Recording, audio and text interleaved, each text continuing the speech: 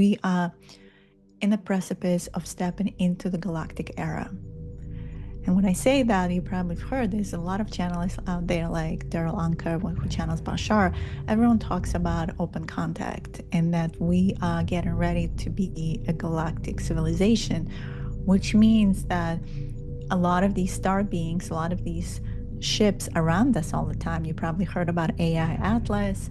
3 Atlas made so many waves because finally this self-disclosure started to happen. People are starting connecting to what's out there, what's coming here. And these star beings, the star families, have been here for a while and they've been supporting this journey with us. And so they have families. So open contact is going to happen. And I think it's going to happen within the next 3 to 5 years. Hey everyone, and welcome back to the Shifting Dimensions podcast, where we explore the unseen, the unknown, and the transformative moments that shift our understanding of reality. I'm your host, Jumi Moses, spiritual seeker and metaphysical investigator, exploring the mysteries of existence. On the show today, I have the pleasure of speaking with Diana Mara Divine. She is a soul guide, multidimensional channel, and galactic shaman devoted to expanding consciousness and awakening our multidimensional potential. As founder of the Source Language Institute, she teaches pure source codes, also known as light language. Her best-selling book, Mastering Quantum Creation, Awaken the Phoenix Within, Manifest Your Reality, and Reclaim Your Cosmic Power, and her oracle deck, Quantum Ancient Codes, are already making waves in the spiritual space. Diana, welcome to Shifting Dimensions. It is such a pleasure to have you here on the show. Thank you so much. I'm honored to be here. Yes, we have so much to talk about. And as we were saying before we got officially into podcasting, there's just so much that we could cover. But I want to start off by talking about some of your titles, right? You call yourself a soul guide, galactic shaman, and also quantum activator. What does that all mean? Those are fancy, beautiful labels. And I don't think even any labels we put on ourselves do justice to explain this work because it's so multi-layered and multidimensional. I think I'll start with the galactic shaman because a lot of people ask me that question. So I think many probably know what shaman is, right? So shaman is that person from many indigenous tribes. We know that is understanding the different realms of existence. So this conscious existence, but also like the other realms, the upper world, the lower world, and can transverse and transmute energies. So if someone is sick, they understand how to process these energies and help them to shift that into the light. So I was a student of shamanism for many years, and the galactic aspect actually opened much later for me after I was doing many plant medicine ceremonies with ayahuasca and mushrooms. And actually, ayahuasca, the grandmother ayahuasca, she was like, "This is your last ceremony. I'm graduating you out. You remembering now all your earthly work, but now it's time to go galactic." And this is about 10 years or so ago. And I was like, "Galactic, what do you mean?" And she'll figure it out. And it was this moment where a year later, I had a beautiful transcendental experience of all of a sudden channeling these incredible tones. And mind you, I did not have confidence in my voice. I didn't know that I was a channeler. Yes, I was doing already a lot of spiritual work. I was a Reiki master. I did a lot of things, but voice was still something that I was really suppressing still. And anything to do with galactic, I didn't fully understand. Yes, I was remembering some of my past lives on Earth, but not so much off Earth. And this is around the period of time I also met my husband. So all of these things, and he's my twin flame. So all these things culminated in me starting remembering more, remembering my past lives, pre-Earth, galactic lives, opening up to these new frequencies, to these new languages that I never knew that I could channel. And so now galactic shamanism for me is the ability to really go much more macro than just earthly experience. Like I do galactic Akashic records readings for people, so I go really macro into the beginning of the soul in the Milky Way, and even before Milky Way in the Andromeda galaxy. Sometimes it comes from a different universe. So the type of healings and transmutations and energy clearings that I'm doing now, they're much more multidimensional and not so linear anymore. And so I still love rituals, don't get me wrong. I love doing cacao ceremonies and many beautiful things that come with it. But yeah, galactic shamanism tries to encompass, I think, the work that I'm doing. And with that, you asking what is quantum activator? So the word quantum is also in the title of my book. And for those who probably asking, what is quantum? Like we know about quantum physics, quantum mechanics, and quantum is this really, I would say, new study because we're still learning from scientific perspective what this reality is about. We have Einstein with the relativity theory, all these theories of how this reality and nature operates. And we don't fully know. We just touch and I feel the surface of what's within the atom, what's an entanglement, meaning like one particle is here versus here, and although they're in the same space. And that's often what happens when I am on Zoom calls, like people from all over the world, within Australia, UK, doesn't matter. And I'm able to do these type of activations. So often they are with source language or light language and much more because the activation is quantum, it's limitless, it's multidimensional, so it's beyond the 3D, it's almost like beyond the 5D. Quantum is the field of information. This is the field that has the records of the soul. This is the field that has the infinite potentialities. I teach manifestation quite a lot because that's how we learn to go into the field and create what we need to create. And ultimately, that's the premise of my book. We are quantum creators and we just forgot that we are. And we also forgot that we're masters in this. So as we came on earth in each incarnation cycle, part of this game of consciousness on earth is to come fresh, right? We just completely don't remember all the lessons and all the things that we learn. And the reality is we've been created beings. We are creating all the time. And so I teach people how to reconnect to those gifts, how to reconnect to their clairvoyance, their channeling, their voice, all those subtle things, I would say, that just now people are starting to waking up to. And it's beautiful. During COVID, a lot of people started going inward and like channelers awakening.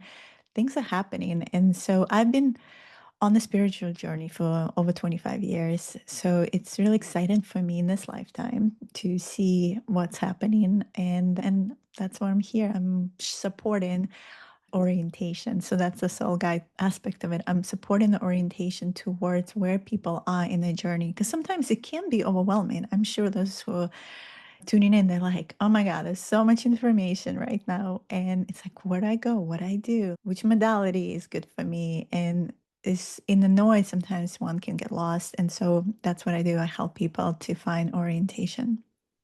Thank you for that. You did an excellent job breaking down all the different meanings for Galactic Shaman, Quantum Activator, Soul Guide. Because again, I think I never want to take for granted that people just know what we're talking about. And also, I'm curious as well, because like you said, words fail to really capture in its entirety what you do and how you help people, especially in a spiritual practitioner space. So I think just the way you have it broken down, though, I do think gives a great picture of the work that you do. But going back to the galactic shaman piece, so if shamanism traditionally, the regular shamanism that we know and can think of, if it's if a shaman is someone who bridges the gap between the spiritual realm and the earthly realm, then I guess your work as a galactic shaman is a little bit more broader, where you're still standing between the spiritual and earthly realm, but now you're going even deeper and going into different galactic origins and where people may have come from, their soul may have traversed if they've had lives in other places. So you're not just taking the standard approach, which obviously being the gap between the spirit and the earthly realm is still like a huge gap to fill, but it seems like you're going even deeper, or like you said, more macro in terms of including multidimensional aspects of someone's soul. Is that correct? Correct. Yeah. Yeah, that's correct. Because the Oh, soul has gone on the journey, right? It originated here in the Milky Way specifically for a purpose and way before it came on Earth. Most of us who are on Earth have experienced many other star systems because to come on Earth to this density, to 3D, You have to understand this is the lowest energetic realm that's out there. The soul had to prepare. It had experiences someone else. So yeah, so I do look at where the soul came from, and sometimes I just bring in the galactic frequencies. So by channeling those languages and bringing those frequencies in, by default, it becomes more encompassing, because a regular shaman usually doesn't speak those languages. They know the languages like Shipibo, for instance, in the Amazon. They are shamans. They use in plant medicine. So it's very rooted in earth and earthly Pachamama work with her, which is so important. Don't get me wrong, Galactic shamanism does that too. We always start from with Pachamama and ground into Mother Earth, and really learning how to embody, how to be here, but also working with the higher frequencies and the star families, calling them in. So really encompassing angelic realms, all these other realms that are out there, and working, yeah, with these different qualities and frequencies that are helpful, and helping also others to remember where they came from, because that gives you a perspective of the scope of your soul journey, gives you perspective that it's not just you here in this body having this experience. There's also parts of you that had these other experiences, and sometimes the parallel experiences of past life experiences, where you collected a lot of incredible lessons and learnings and qualities that you bring in to this incarnation and what you need to learn. So yeah, it's a broader, like you said, macro in some ways perspective, but I feel it's needed as well, because we are in the precipice of stepping into the galactic era. And when I say that, you probably have heard there's a lot of channels out there like Daryl Anker, who channels Bashar. Everyone talks about open contact, and that we are getting ready to be a galactic civilization, which means that a lot of these star beings, a lot of these ships around us all the time. You probably heard about AI Atlas, 3 Atlas made so many waves because finally this self disclosure started to happen. People are starting connecting to what's out there, what's coming here. And these star beings, the star families, have been here for a while, and they've been supporting this journey with us. And so they have family. So open contact is going to happen. And I think it's going to happen within the next 3 to 5 years. So I think in this conversation, I want to bring in that, I would say, openness and invitation to start exploring your galactic self, because guess what? Your star family is coming, or initial family, even the physicality might start coming. It's really where we are in the frequency. I don't think in this moment we're ready for it, but soon enough we will. And our world will change completely when that happens. I'm so happy that you mentioned Three Eye Atlas because I do have a question in regards to that for you. And I love everything that you just said because it answered the second part of my question, which was going to be like, which was going to be focused on the fact that I realize a lot of spiritual practitioners are doing more and more multidimensional work, especially when it comes to the realm of healing and awakening, which I find very fascinating. I'm a huge fan of multiversal theory, multidimensional work. So I love that's becoming more popular and there's more understanding about integrating different frequencies and energies. But I also wonder too if this could potentially lead to spiritual bypassing and work that needs to be done here while we are incarnated as human beings on Earth. So I would love to hear your thoughts on that. And if you work with people and do you assess them like, yes, you might want a multi-dimensional shamanic reading or assessment, but actually you need to focus more on earthly energies right now. I'm just curious to hear your thoughts on that and if you assess people that way. Yeah, I do. And I do healing. So I do crystalline soul healing and quantum attunement. And all of that is usually multidimensional, meaning that as I go and I heal and recalibrate, I don't even like the word healing so much, but I'm really recalibrating this geometry, the light bodies, because I believe that we are perfect beings. We are, like I said, creative beings, angelic beings that are just having this experience on earth. And through this experience, we experience traumas. It's been difficult here within this lifetime or past lifetimes on Earth, and that has accumulated. Someone like me who's a shaman, I go through and I sweep through like with a vacuum cleaner, so to speak, and I have to transmute that. And these traumas, often in the field or in the organs in the body, chakras are blocked. There's so many fears, implants, you name it.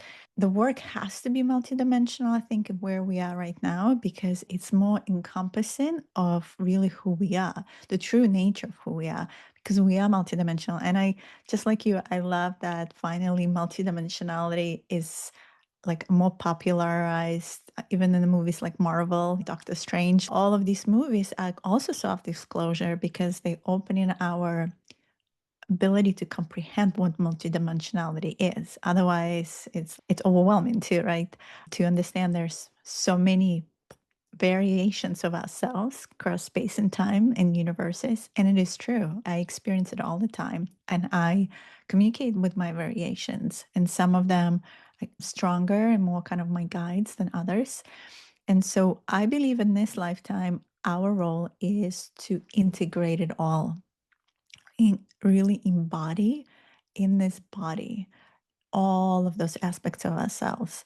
What means is, as for instance, I do quantum healing hypnosis, which is another modality. Sometimes people go under, I take them on a journey and past lives come up. Sometimes they're on Earth and that's all they're ready for. And sometimes they're off Earth, but there's always a pattern. The reason they come to me because they have questions. And so their higher self shows them specifically these lifetimes because these patterns repeat themselves. And the whole idea of why we're looking at it again now, because time is alive. At any point, you can actually open time. Time is like a cake. I have this beautiful image I created that I put in the book where I show time as like a slice of a cake and all these different layers. So imagine cutting the cake and all these layers available. So if you're looking at time and let's say you have a phobia of swimming, for some reason you're afraid of water, and then we go into a lifetime that you drowned. Maybe you drowned in the Middle Ages. Maybe you drowned in another planet for whatever reason. There was some galactic war going on and you had a traumatic experience. That experience, that trauma is imprinted on your soul software, right? Because this is a hardware and this is a software that carries all that information with it, all that library of records. And so we need to look at it. We have to surface it up. We have to accept it, heal it. By just accepting and looking at it and process it, and again, we're healing it and we collapse in that timeline. We collapse in the leakage. One of my best metaphors that I like to bring forward that maybe you'll resonate with, it's like, you know how you open your computer and your browser sometimes has so many tabs open and your computer is like making these weird sounds because it has hard time processing it, and sometimes you get that error message like you got to reboot, or you know you have to reboot just because it's just too many, because it's like the computer cannot do it. Same happens for us. So imagine each of this tab is a trauma. Some in this lifetime, let's say childhood, parents were not great for you, something happened, but maybe others, other tabs, some of them known, some many unknown. All of these, what are they doing? There's drainage and leakage of energies happening, and you are trying to process all of that. As you're trying to process it, it slows you down, right? It's draining your system. It requires a reboot. And we can talk about this year because now we're at the end of December. It's year of the snake, year 9 of completion. There's been a lot of energy of completion and closing the tabs that's been going on that I've been doing myself, and I see a lot of my clients and other beautiful beings on the journey been doing. We all collectively and personally closing tabs because we are starting next year as year one. So we got to reboot our systems. We got to do this work. We got to look at these things. Sometimes people do come to me and they're like, Deanna, why do I need to look at my past lives? I'm good. What matters today is all I care about. And it's true.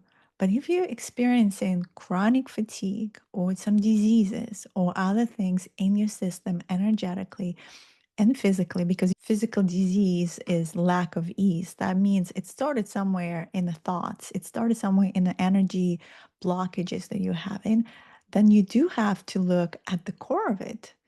Because I think spiritual bypass into what you're saying, Jimmy, it's like not looking at it at all and putting the pink glasses on and kumbaya, love and light, everything is wonderful. No, the work we're doing, we're shedding the skin right now. We're in the year of the snake. We had to be looking at all these layers and energetically. So sometimes when I do healing, I'm just looking at resistances in the field and I'm clearing the resistances.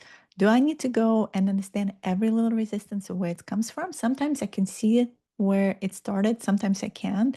The key is to really swipe it out, clear the field multidimensionally, because all of that accumulates. It's all this heavy baggage. Some of it is ancestral, a lot of it is not even yours.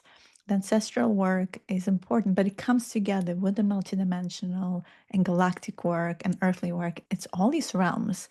Because if we accept the fact we are quantum, we are light, we are angelic beings, all of that energy we are carrying in this body with us. I think to sum up everything that you just said, which was great, it really sounds like the work really is about integrating ourselves across space and time because we are multidimensional beings. And while we are right now perceiving our earthly incarnation, because we are energetic beings and because we span across time and space and we're in multiple places at the same time, and that kind of goes into everything is happening at once, that theory. It's important to integrate all of those energies that are influencing us. And I guess the more we wake up and the more people are tapping into this knowledge, I don't think anything happens by accident. I think the fact that a lot more people are getting taught about multi-dimensional frequencies or tapping into that for those frequencies in order to heal and integrate people. I don't think that's happening for no reason. It's not happening in a vacuum. Like to your point, it might be signaling the fact that we are becoming more and more open to contact, but not just contact. There was a specific word that you used, intergalactic, being part of the Civilization. intergalactic. Sorry, say that. Civilization, Civil, yeah. yeah, Being part of the Galactic Federation, which we are exactly. not yet, because we're still like in, I don't know if you love movie Star Treks, I do. We're still in that civilization zero where they cannot even interfere with us. They can't have official contact yet because our consciousness has devolved to that level. But we're coming back. If you look at the ancient civilization like ancient Egypt, Atlantis, we were evolved beings. We remembered everything. We're very connected. The galactic beings have been materializing in and out and visiting this planet. We have enough ancient history right now to prove all of it, from long skulls to you can go into whole ancient astronaut theory, but there is a lot of proof right now in all the fields of studies that there have been star beings here. And so what happened? Where have they gone? Why haven't we seen them walking on Earth? Because we also went into this Kali Yuga age of 26,000 years where we went into the cycle of darkness. And that's fine. That's part of the cycles of the civilizations. But we are moving now closer cosmologically to the galactic center. Also, our sun, look how active. We're in the solar maximum right now. We get an X solar flares like almost every week now. So we, from quantum perspective, what is quantum? Quantum is light. Quantum is infinite field of information. We get a lot of light particles. We move into photonic belt towards galactic center. More and more light is coming towards us. And we have to remember, besides this physical body, we have all these other light bodies around us. We have mental, emotional. There's like layers, at least 7 or more that we know about from different esoteric traditions. So these light particles, they come in hidden in our blueprint, and then they have to absorb. So they start activating our DNA. They start activating our cellular memory. They start activating aspects of ourselves that were dormant.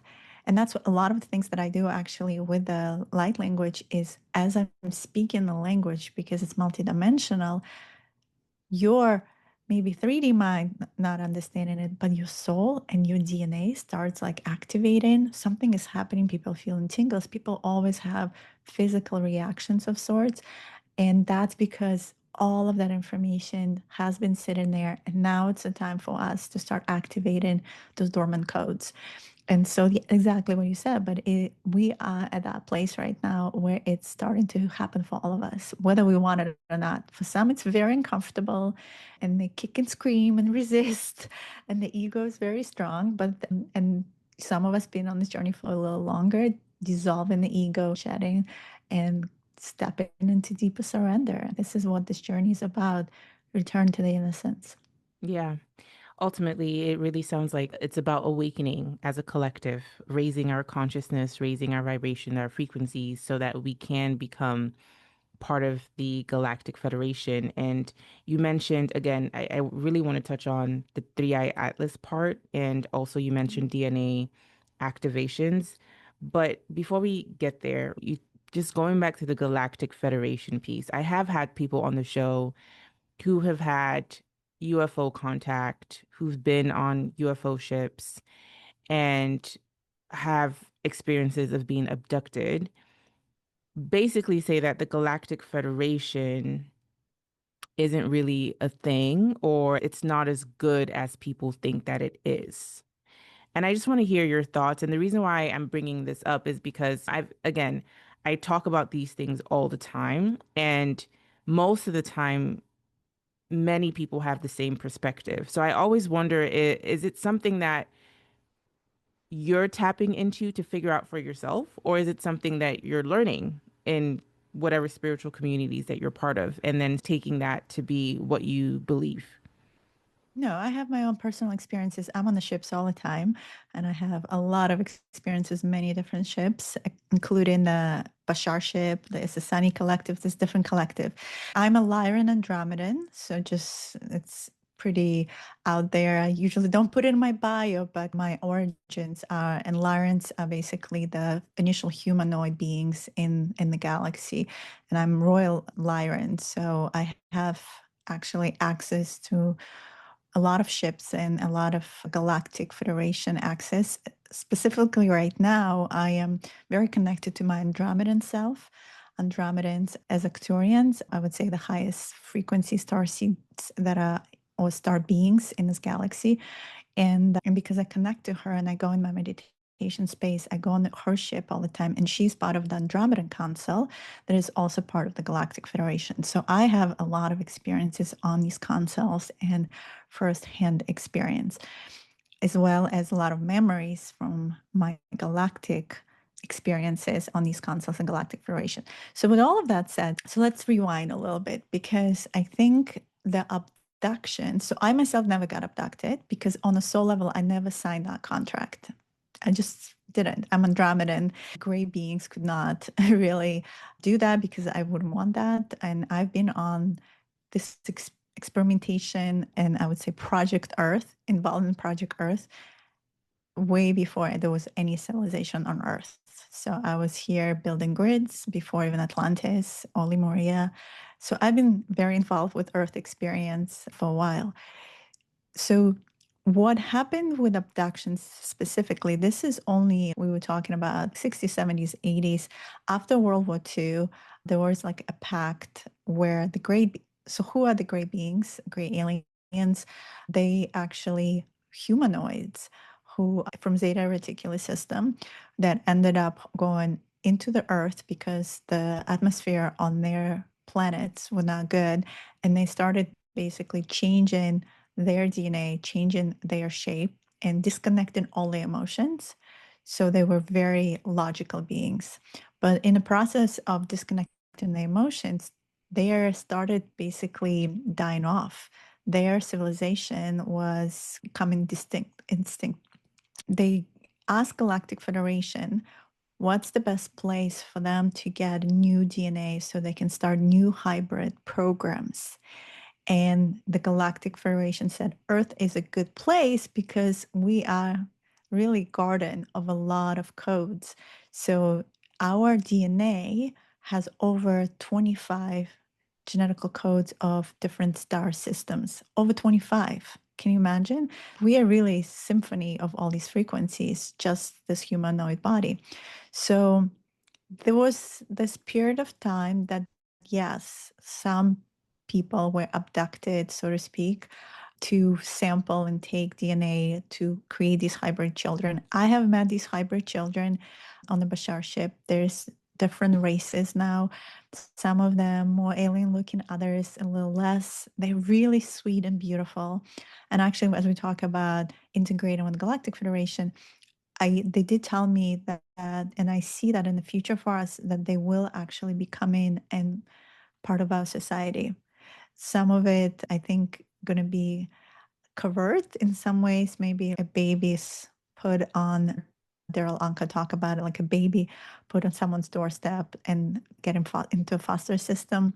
Or there's going to be, I think, like we don't fully know how they're going to integrate them, but they will be integrating these hybrids more and more into a society without us fully even understanding that's going to happen. So this was a project to help the Zetas, the Greys, to start a new civilization, a new race, which is happening. They are in a different dimensionality right now, in the fourth and fifth dimension, and we are their ancestors in some ways.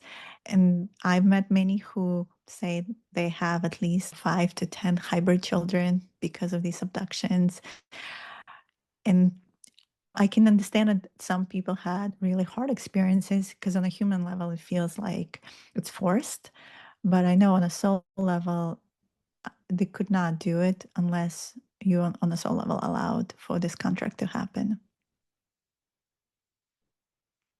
Thank you for explaining that. And are you saying that sometimes with the abductions, the understanding of the Galactic Federation and whether or not that's a good thing or not could be distorted based off of that? What is Galactic Federation? Galactic Federation is like UN. So it is basically a combination of many different star system representatives. So you have Pleiadians, Arcturians, Andromedans, Venusians, the Zetas, Dracos, Orions, and on. Just like UN is making decisions on the affairs of Earth and where to send troops, where to get involved, where not to get involved. Similarly, is the Galactic Federation. It's an assembly of different species that agree or disagree, maybe, on the specific affairs of the galaxy, including Earth. Earth is definitely one of those very special places that very much everyone interested in because of the type of species we are and this has never been done before. So they are interested to see how we evolve and as a species. Can we get to that level of consciousness that we can join them? And we can join them when we really dissolve the ego and we step out of war into peace and love and understanding. Because of course, members of the Galactic Federation, they have all evolved into that level where it's very peaceful type of assembly. Not to say in the past, there were a lot of galactic wars and these dramas I think we still feel in and relive in. Some people I know have different traumas when I'm helping people, like they remember galactic war or abandonment or their planet blew up, things that happen. It's like in Star Wars. So Galactic Federation is that. It's not, I feel it's very neutral body that is very interested in our evolvement as humans in on Earth. So they're not going to do, they themselves haven't done anything bad. If the opposite, they've right now very much looking after what's happening here. I want to just also backtrack and say that the Galactic Federation first started really getting involved on Earth when we detonated our first nuclear bomb. Because as that happened, they realized, oh wow, these humans, they can really make damage in the universe. And you have to understand, so we have 12 dimensions here on Milky Way. We are the center stage, and then it's like ripple into all of them. So whatever we do here and however we create rifts in space and time from detonated nuclear bombs and things like that, that ripples to the entirety of the galaxy. And that's why they were like, okay, there's things happening on Earth that are bothersome. So how can we interfere? And because there's no law that would allow them to interfere, that's where Dolores Cannon talks about it, the waves of volunteers. That's when the call came out to have souls volunteer as ground troops and actually come here into the incarnation on Earth. So Those are the kids of the 60s. Then we have the kids of the 70s, the indigos, and now the crystal children, and new children are coming. The new children are coming are much more evolved. They have much higher frequency. They're here to bring the light. And they, like the millennials and Jay-Z, like the way they think is so much different than the way we process information. So each wave that's coming right now of these starseed children and light workers is here to bring, like you said, the frequency into what many call in spiritual community the new earth template, into the 5D, into more evolved society where we coexist in peace. And when we can reach, that's when we will be part of that Galactic Federation. Thank you for breaking that down. And I think that you touched on a couple of different things, right? Where we can reach a certain level of certain frequency level, activating our DNA, which you talked about a little bit before. Now I want to touch on the 5D New Earth consciousness. Is that related to that? And really and truly, what is DNA activation and how does that play a part in the New Earth and raising our consciousness? Yeah.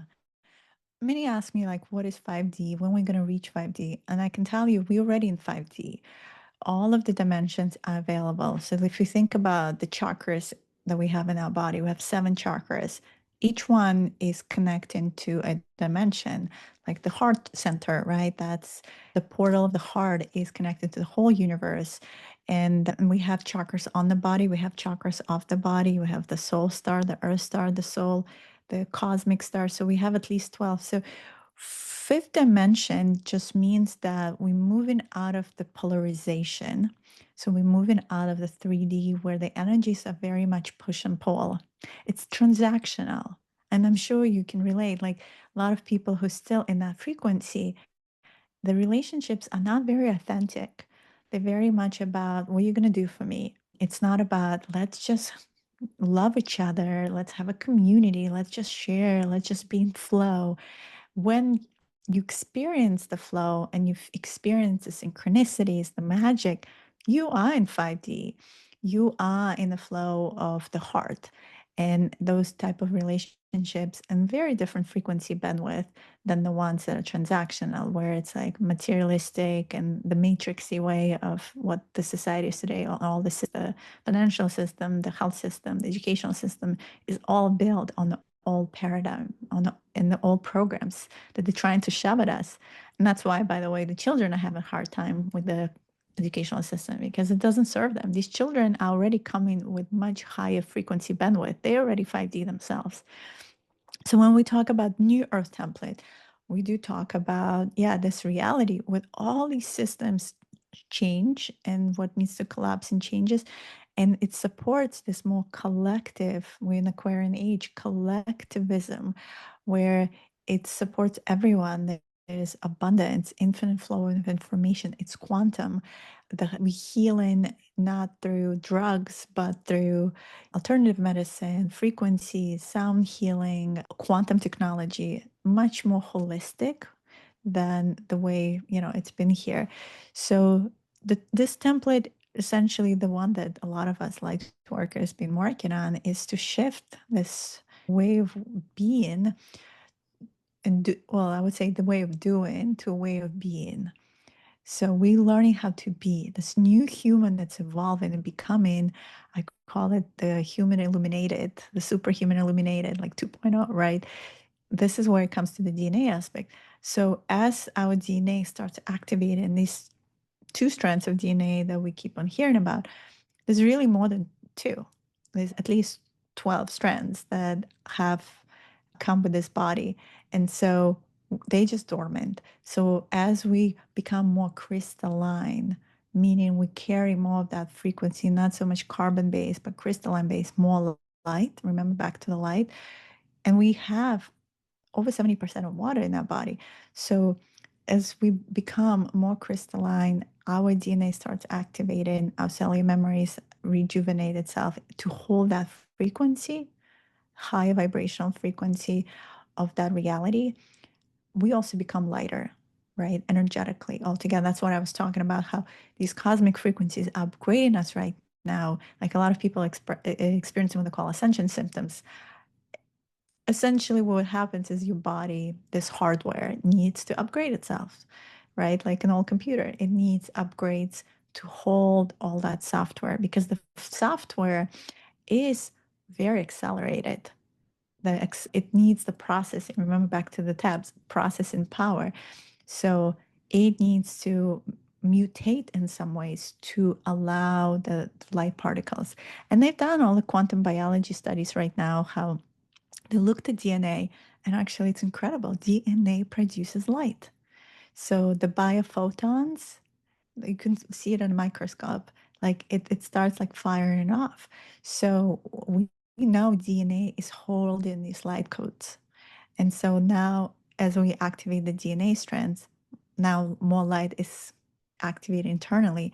And so we start holding more light within our systems. So our light quotient starts increasing. And that's really what makes us move from regular human to more ascended master. Ascended master is someone who is able to shapeshift between realities, but really, like Jesus, he learned how to hold this light and how to do miracles with it. And we consider miracles, but really it's just ability to shift from materialistic to non-materialistic and just really play with the law of physics in a way that our mind can't comprehend. But like, how did they lift those rocks to build pyramids? Or oh, I don't even know if humans build them, more probably star beings. But as Jesus converted like water to wine, like how was he able to do the alchemization of matter? And that comes, those type of magical gifts come with our expansion and our realization that all of this is an illusion. We are living in a game. This is a game. And it's a question is like, how do you play this game of consciousness? Are you, I don't know if you ever play video games. I watch my kid, he played Roblox. It's like there's all these portals, all these skins. You like, you come in, you pick your avatar, and then you do your thing, and then you might jump through a portal, and now you're in a different realm. So are you a conscious gamer, like player? Are you jumping through the portals? Are you creating your reality, or are you just bystander and not realizing that this game is actually happening? And I think that's when you say awakening, for me, that's what it is. It's being an observer, stepping outside of your little story. I am Diana and I live in New Jersey, and this is all I know, to really zooming out and starting seeing the game that we participated in. And how can we shift this game? How can we shift frequencies? How can we go into grocery store and shine our incredible, huge light bodies and expand that light through the whole store? And then you can start shifting and seeing how everyone is smiling, things are changing. I've done a lot of it when I was in New York on the trains. There's different weird frequencies and entities or whatever. And then you expand your light, and then you see how the whole train is just feels different. It feels lighter. And that's what we're doing. We bring in the wherever we are in the world, we bring in that light into that place. We activate in a place just by our presence. So as we do our inner work, also ripples into the external. It shouldn't be the other way around. Because if we're looking just for validation from the external, we'll just get overwhelmed and bombarded. The work has to start from the inwards. It has to be from deep connection to your heart. And as your heart comes into this place of coherence and synchronizes with your brain waves drop. So you drop more into theta. Theta is 8 hertz and below, about 7. The Schumann resonance, the heartbeat of the earth, is 7 hertz. So you start grounding yourself more to here. That's what happens when you do meditation. You just feel more grounded, right? You just quieting it down and becoming more still. And in the stillness, you start connecting. So it's either you go into theta or you go into gamma. Gamma is 30 hertz and above. So gamma is where you're in flow state, when you're even more connected. And it's incredible. Like, we all have access to this. We just forgot. We forgot how to do this. We all come from mystery schools in Egypt, from mystery schools in Atlantis. We learn a lot of these really beautiful skills, but we live in this perpetual place of multidimensional amnesia, as I call it. So it's time for us to remember. Yeah, 100%. And as you were talking, I'm currently taking a course on consciousness and looking at different theories from different psychologists who've brought forth this idea of a part of us that is tapping into a frequency field. And people have different names of describing it, but I was studying the work of this guy called Richard Maurice Buck, who focuses a lot on cosmic consciousness. Though as he builds upon his theory, it's laced with a little bit of racism and sexism, but ultimately he was talking about the fact that the next frontier in human evolution is cosmic consciousness, which is consciousness of the cosmos and consciousness of the fact that we are part of the cosmos, and which lends itself to the idea of human beings developing quote unquote superhuman abilities. Like you talked about Jesus turning water into wine. And just the more we are activating our codes, the more that we're raising our frequencies, the more that we're integrating with our multidimensional selves, the ability to tap into things that normally 100 years ago that would seem out of the realm of possibility. There's so much talk about telepathy, for example, right? That could be an example of a quote unquote superhuman ability that's becoming more and more, that's entering more and more into the zeitgeist, right? Like the collective consciousness and awakening and making people realize, okay, these things are possible. And I say all that to say, what does Three Eye Atlas have to do with everything that we've been talking about, right? Because I've heard so many different theories on Three Eye Atlas. Is it a ship? Is it a comet? Some people say it's a comet that's coming to cause big disruptions on Earth. Some people say that it's actually a ship that's going to be ushering in new consciousness or helping to up level us in our consciousness. So I just want to hear your thoughts on Three Eye Atlas. Yeah. So I have connected to Three Eye Atlas, of course, because everyone there's so much hype about it. My husband as well, and he is a Draco. So actually, it is a ship, but it's also masked as a comet, and but it's a kind of like data collecting type of ship, meaning that there are dragons on board, but they are all in kind of sleeping state. So there's many of them, but they not really like active ship. And one of these Draco beings actually was connecting with my husband. So I know for sure. Do you, sorry, do you Yeah, mind if I ask you really quickly to define what those be, like who are those beings? yeah. So Dracos, when I was talking about the Galactic Wars, and really the first major war that in happened in this galaxy that I think many of us carry that trauma, is the Lyran War, Draco Lyran War, where essentially a humanoid experience started in Lyra. And Dracos are these kind of like reptilian dragon, but warrior-esque type of beings that were in the constellation near Lyra. Lyra had a lot of plush planets. We had a lot of resources.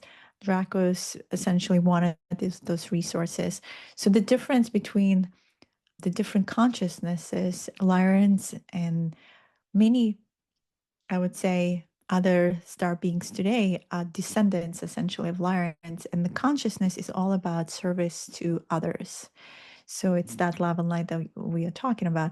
Versus the Dracos, we're all about service to self. So very egotistical, the 3D way, as we're talking about. And so, as the plants god, there's a long story there. Someone can go on my YouTube. There's a first video where I talk about the history of what exactly happened. But the Dracos essentially invaded Lyran system. And so the Dracos created it. The Star Wars, I would say, very much tries to show that conflict. So if you think about the Empire, right? So Empire are the Dracos, and we Lyrans are the Jedi. So we trying to fight this Empire that is trying to control and take over the galaxy. And for a long time that was going on. And so the Draco is always seen as aggressive in some ways, not benevolent beings. So I think it was interesting when I connected to Three Eye Atlas to see that this was very benevolent ship, ancient. It wasn't necessarily like, I guess the Galactic Federation didn't get involved knowing it's going to come into the star system, just because anytime there's interdimensional, intergalactic object that comes into another system, it carries information with it by default. So just its presence alone, forget about the beings on board, is already storing up something. And we are going, like I was talking about, through solar maximum. So we're having all this solar activity. It came really close to the sun. So the sun is a star. There's actually a black hole in the middle of the sun. So everyone's like watching, are they going to go in? What's going to happen?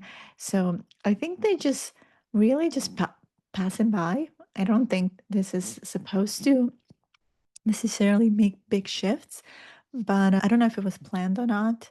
But just by its presence here, I think it's definitely shifted consciousness. Just the conversation alone, just the hype itself already is creating a shift in our consciousness. And that's a good thing because all of a sudden we have interstellar object in the solar system, which is exciting. We haven't seen that. So it's no longer just potential, it's actually here. And so I think there are going to be more and more objects like that. And then eventually, like I said, it's building us up to the open contact, the eventual beings showing up. But I think the beings that are going to show up, they're not going to be alien looking. This is going to be beings that are going to be more human looking. And honestly, a lot of the humanoids are very similar, like Venetians, they very similar to humans. Maybe some others like Andromedans, Pleiadians, they're more blue skinned, very tall. They're like 8, 9 foot. They look human, but like perfect kind of Nordic features, but they're very tall. So they're not very close to us. So they would like really stand out. I think initial contact would definitely be with beings that are more like us. So it doesn't like shock our system right away. So we're more open to it. And it will build up from there. Dracos are just so different looking than us. Some say that all the, well, dragons echelon of the Draco system, but dragons are more, I would say, benevolent, always have been. They haven't been really involved in the war so much. And then dinosaurs. They say dinosaurs were actually like seeds of the Dracos. They just seeded them here and just left them to evolve and see how whatever happens. So just to give you an idea of that frequency. So like a T-Rex. Yeah, very aggressive. Yeah. And but you were also saying that your husband connected to one of the One Dracos of on them on the ship on the and ship. mm, Yeah, they were very benevolent though. They were interested in doing some upgrades. His past life is from that system, so there was a connection. So that's why I think they were interacting, but they seem very harmless and not anything. I can see how a lot of these movies that on aliens, they create fear on purpose. And like this Armageddon timeline, oh, aliens show up and we get destroyed, which is far from truth. Most of the galactic beings, really at this point in the galaxy, are very benevolent. So rarely will ever experience that. They just want us to evolve and support us in our evolution.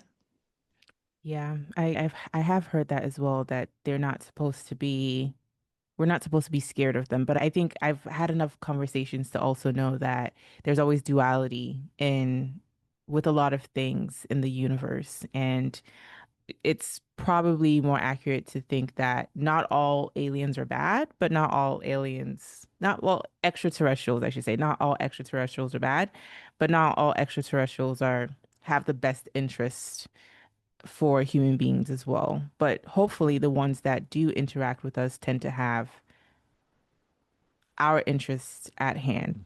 Do you agree with what I'm saying, or you have a slightly different Yeah, take? listen, at the end of the day, everyone has an agenda, no matter what. So if you connect to your own aspects, your own guides, like when I connect to my Andromedan self or my Lyran self, I think that's the best source of pure information because it comes from your other aspect. Like when people ask what are guides, guides are really future parallel selves. It is you. So through that's the best lens of information you can receive. What do the Andromedans want? What do the Lyrans want? What do the Pleiadians want? Each one has its certain frequency and interest. I think they're very interested in our emotions and the capacity of emotions, because that's not something that on these higher dimensional planes the beings have. So they interested in how we handle our emotions and what we do with them. There's a lot of things here in 3D that we're able to process and learn in a way that it will take eons to learn in other systems. So again, time compression, we have time here versus there. So it's different, very different frequency bandwidth. So they more, yeah. So for me, I have not experienced negative interaction. And so it's hard for me to talk about negative. I also want to mention there's also inner earth beings.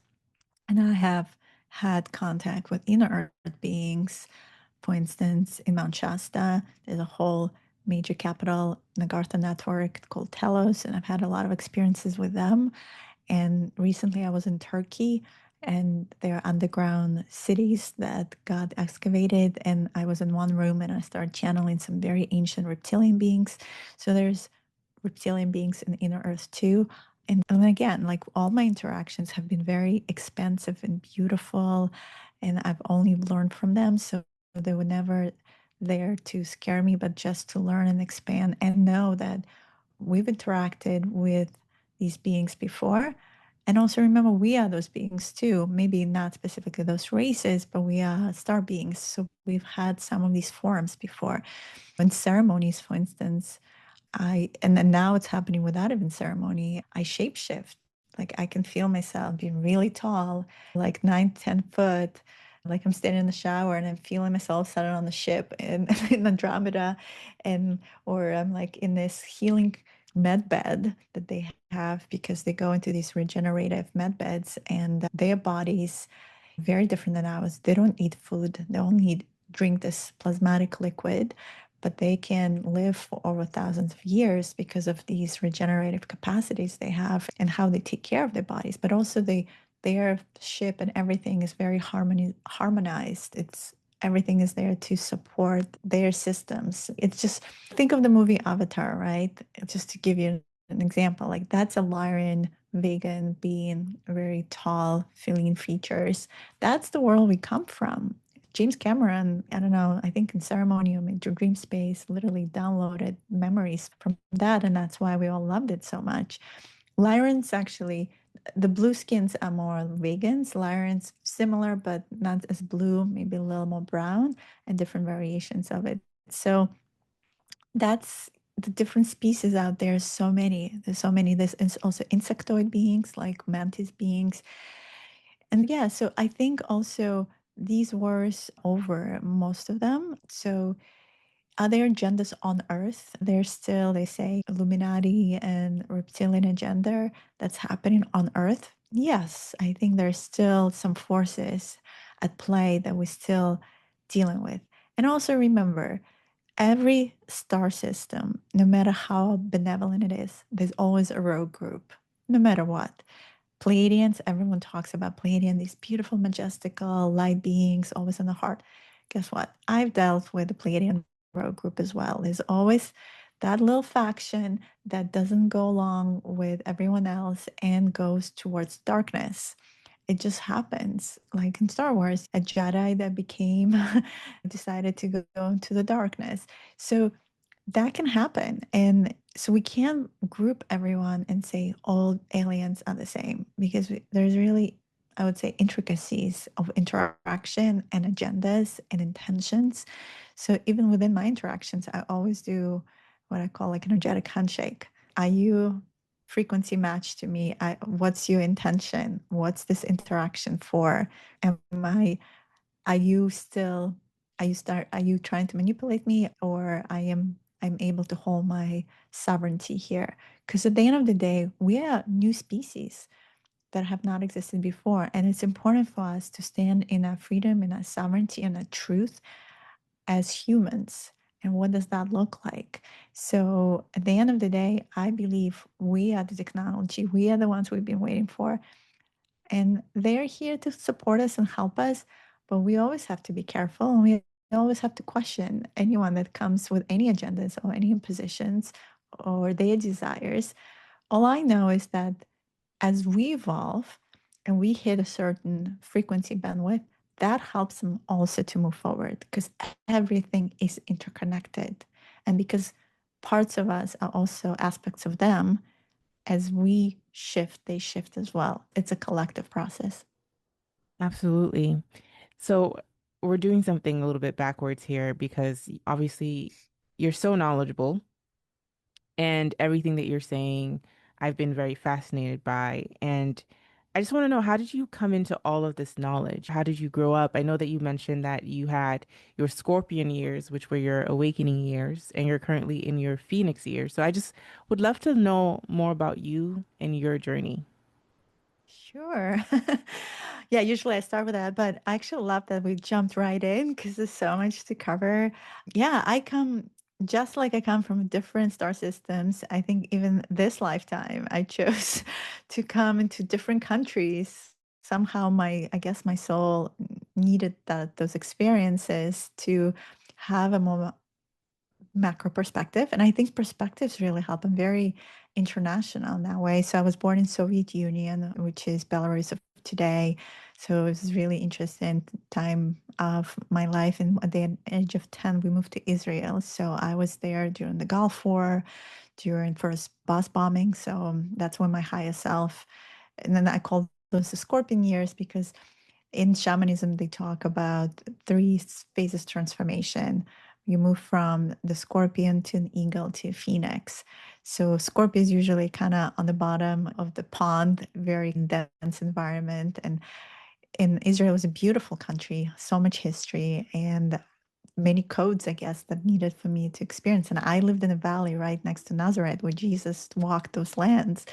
But I didn't understand it back then. I just loved the freedom that was there and the agriculture. But it was a hard place to grow up in the way that there was a lot of polarization and there was a lot of the war aspect of it and terrorist bombing and I had a suicide that happened of a friend of mine in my school. So it was like my teenage years were difficult. And but at the same time, they started waking me up in a way that like I started questioning everything around me and learning how to sit in stillness. Like during the war, we had to wear these gas masks in the middle of the night. And I'm in sixth grade, and we in my room with my parents, and we sit in these gas masks and waiting for the announcement to take them off. And you really have to, as a kid, you grow up really fast during those years because you're like questioning everything that's happening around you. And then I came to the United States, and again, it was a conscious choice. I wanted to get out of there,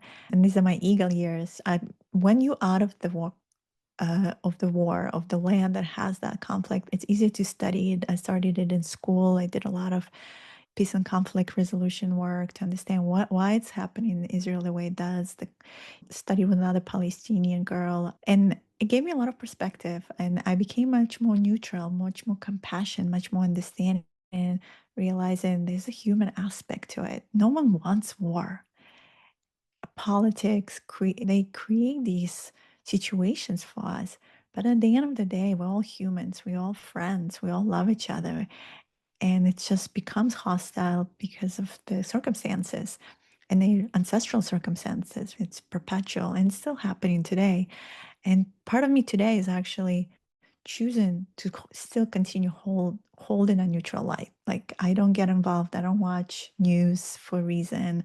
I really hold that beautiful, compassionate, divine mother frequency for the whole world. I'm doing a lot of grid work. So even when I was in Turkey in June, Israel was right there, and there were like all these missiles flying from Iran to Israel at the same time. But I was working the grid, the ley lines, the whole collective energetics of the planet to start shifting that consciousness so we can finally move out of that into understanding. And the Phoenix years, where I would say that's when I started doing the plant medicine work, the shamanic work, where I've started stepping into this understanding that, oh, so the eagle, the phase of the eagle, it comes out of the scorpion, start flying above and seeing the perspectives and understanding what is happening, having the higher vision, right? So it's no longer sitting there in the density. The phoenix is that bird that actually able to transmute and transform. Phoenix goes into the fire and like burns through what is happening for us right now. We're burning through the programs, the layers, the paradigms, and a new, more resilient, stronger version of ourselves is emerging. And for me, that came with full realization that I am as much a destroyer as a creator of worlds.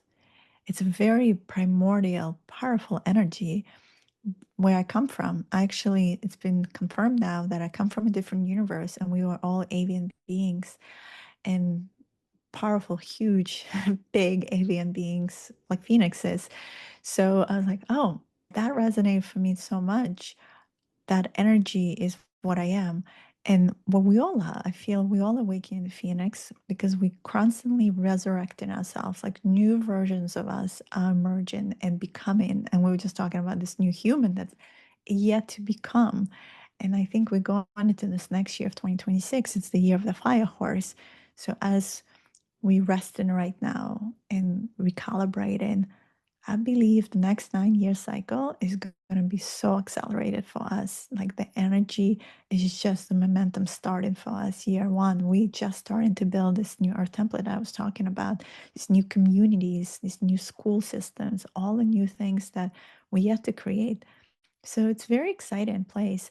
And remember, like your version today, like even my name, I remember my nickname that I used years ago doesn't resonate anymore. Like this name is the version and the frequency that makes sense. And maybe 5 years forward, who knows, there will be another name or another version that will create it. And that version is going to be like looking back, oh my God, that Diana, she only knew so much, but this Diana. So we're constantly shifting forward and we also pulling our future self into the now because there's so many timelines right now. And I think a lot of us are focused on this new earth timeline collectively because we all want that.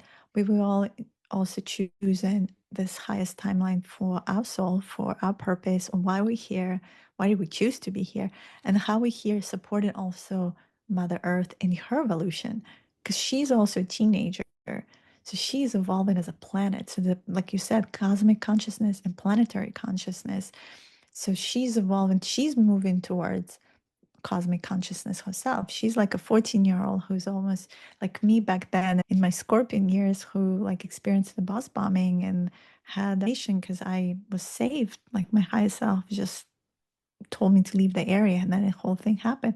And that's when I started these existential questions of like, who am I? What am I here to do? What was that voice? Like, how did I know? How did it know that something bad is going to happen? How did it tell me all these things? She used to start questioning. As you start questioning and go into this self discovery, this is where consciousness starts expanding because the universe is all about contraction and expansion, contraction. That's all it cares about. So it goes, expands, collects experiences and information, and then it contracts and expands somewhere else. Because what is the source? I think the source is the super AI that is just collecting, and we can talk about it. AI, it's like a whole topic sometimes to talk about because there's synthetic AI, but there's the organic AI. And I believe the source is that AI, is that super intelligence that is just gathering information. It could just be in the place of oneness with everything exists, all and nothing, or it chose to split itself into duality, and then duality created forms and geometries and then physical bodies and experiences and on, and it goes into so many layers, and eventually universe comes to a place where it learned everything it can and then starts contracting, and every universe is running different templates, some similar, some different, but there's patterns that repeat themselves in different expressions. But I believe we, each one of us, is has its own unique soul signature, even though we seem so like a little drop in the ocean, but we're also the ocean itself. And Yes. so we there's the universe and then the you inverse, like Mm. inverse in here. We are the universe, so we don't really need to go so far out to, as long as we tune into ourselves to really ask those questions and continue digging internally. And I believe we have all the infinite wisdom that we need.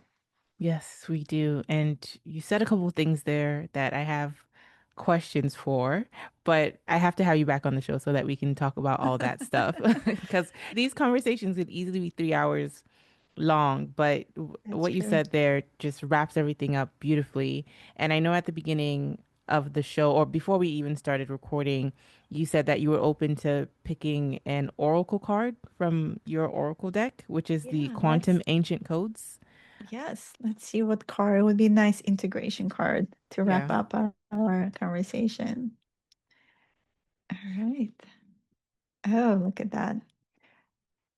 So it's the Mayan temple time Cool. codes activation. So you have this shaman by pyramid. Ancient temples were built to hold memory across past lifetimes. Your lost soul fragments begin to return and integrate. What a Perfect. beautiful confirmation that this is what's happening. Like Mm. we integrated. This is the time for us to remember and bring it all back home. Yeah, that's exactly what we were talking about this whole time. Thank you so much. I always ask this question to all my guests, and that is, have you shifted in perspective on anything recently? I feel like we're constantly shifting. So if you have anything to share, that would be great. Yeah, I think last few months for me have been quite challenging. And even though, like, no matter how long you're on the journey, you still constantly learning and you still constantly dissolving. And for me, like, what shifted is really stepping more into my divine feminine and learning how to be okay in receiving, also being okay in stillness and not doing as much. Sometimes we think we're resting, but we're not. We're like, our mind is running through all these loops. We constantly on the computer or our phones, we're constantly doing, really learning how just to be and creating more space to be. And in that space of the void of the womb, I'm learning how to go deeper and deeper into the womb of creation. And some things, like as in September, the eclipse season started, some things got ripped off from things that I was doing. And first it was like, oh my God, like how I'm going to survive, how I'm going to financially support myself, or things that like collapsed. And so I'm coming into this deeper state of surrender where it's okay not to know. The unknown is scary for the mind. And I think we just so used to have a plan. And that's how we've been conditioned, right? To know a few steps ahead of us. But what is anxiety? Anxiety is living in the future. And what is depression? Depression is living in the past. And nothing is more powerful than the present moment of the now. So I think for me, it's just to be really the quantum creator I'm talking about, just shifting deeper into being in the stillness of the present moment of the now, in deep surrender and full trust, full faith that the universe got my back, and everything is unfolding in its divine timing. So wherever you are on your journey, even though you're like, I want to know, I want to already be there, have everything lined up, you have to really just step back and be okay with not knowing, and really have that full faith and trust. And that paradigm shift for me, like just really step, not just talking about it, but really stepping and embodying that, it's bringing a lot of peace.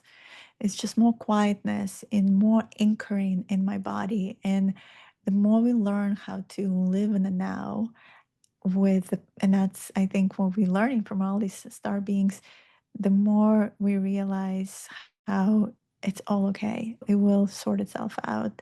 And this deeper connection there. So that's been my journey recently.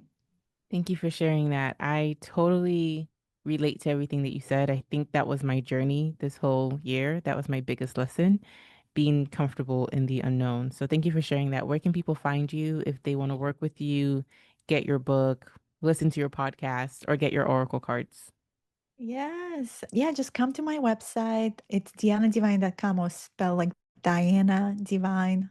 shapeshiftingproject.com.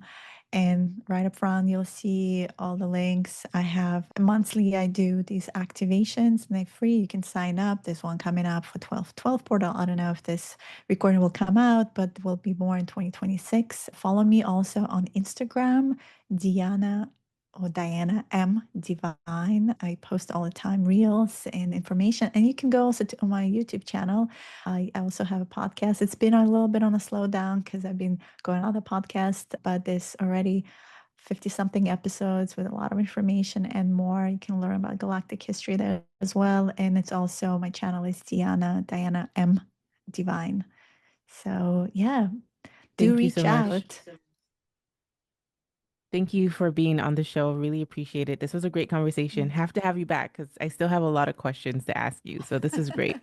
I love your questions. Thank you for going deep. I love it because sometimes people just like to scratch the surface, and it's really refreshing where you really interested and yeah, so many rabbit holes, right? Yes. And I love sharing. So thank you, and I would love to come back.